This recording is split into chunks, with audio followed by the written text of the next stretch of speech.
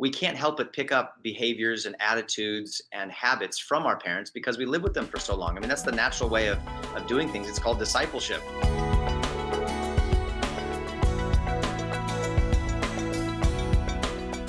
Homeschool parents really care about family, of course.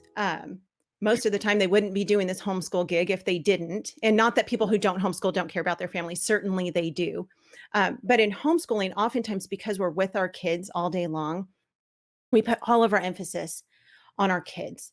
And then dad sometimes can get kind of left in the dust and forgotten. And because mom has put all of her energy, all of her effort, all of her being into taking care of her children, which is an important thing. I mean, there's no better job than being a mom and a wife. I believe I love my job as a mom and a wife. But sometimes, even for myself, I find it difficult to find time for my marriage because I feel like my whole world is wrapped up in my kids and in my family and in homeschooling and taking care of my home, grocery shopping and doctor's appointments and all of the things that life puts on us. So I would love to talk about the marriage relationship and how you and Chelsea have really worked, because I know you're in an industry. I mean, you're traveling right now for Living Room Reset, and you said you've got 33 cities, right, that Yep. you're traveling through. Right. And that's a lot. So you're gone a lot, and she's home, being mom, though most of your kids are, grown-ish. Um, how do you and Chelsea work to foster your marriage relationship with the busyness of life? That's a great question. People ask that often, and I ask myself often how well we're doing at that, because I understand that marriage is the foundation of our family, right? I mean, that's the foundation that my wife and I are laying, that our children are going to build on for the next 50 years. And often we can't help but pick up behaviors and attitudes and habits from our parents because we live with them for so long. I mean, that's the natural way of doing things. It's called discipleship. You learn from your teachers, you learn from those that you spend time with. That's why it's important to pick your friends wisely.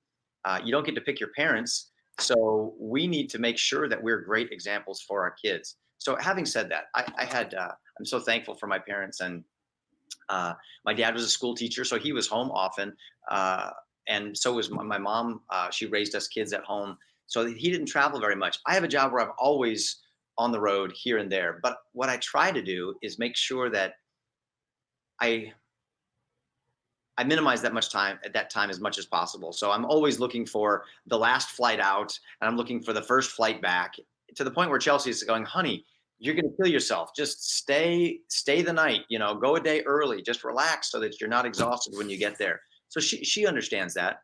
And as for these 33 cities, what I really like about what I'm doing is that if we can, you know, it's crunch time right now and it's an intense travel time. But once I'm done with 6 weeks, I have the rest of the year pretty much travel free, unless it's something that we want to do or we can do together. So I understand that the most important thing we have together is time. Um, and one of the things that I've had to learn is that while quality time alone is essential, and I highly recommend date nights, setting aside, scheduling time to be together, because we can get so distracted and bombarded with 1,000 things with the kids, 1,000 things with friends, and then just, hobbies and work and everything else, where we're not alone together. Most of our date nights, honestly, were finding a quiet room in the house where I could just set up a nice table and some flowers and a candle and make dinner, and close the door, put a sign on it for the kids that said, unless someone's bleeding, leave us alone. And that was our romantic night out, was in some quiet room of the house, because that's important. However, I'm getting back to my main point, is that we found that if we could embrace everything that we do together, whether it's cleaning the house, whether it's me being away at a conference, whether it's me working on a movie set, if we can see all of those things as things that we do as a team, even if we're not physically in the same place. She's praying for me, I'm praying for her. When I have a chance, I join in and pitch in on the stuff that she's doing around the house.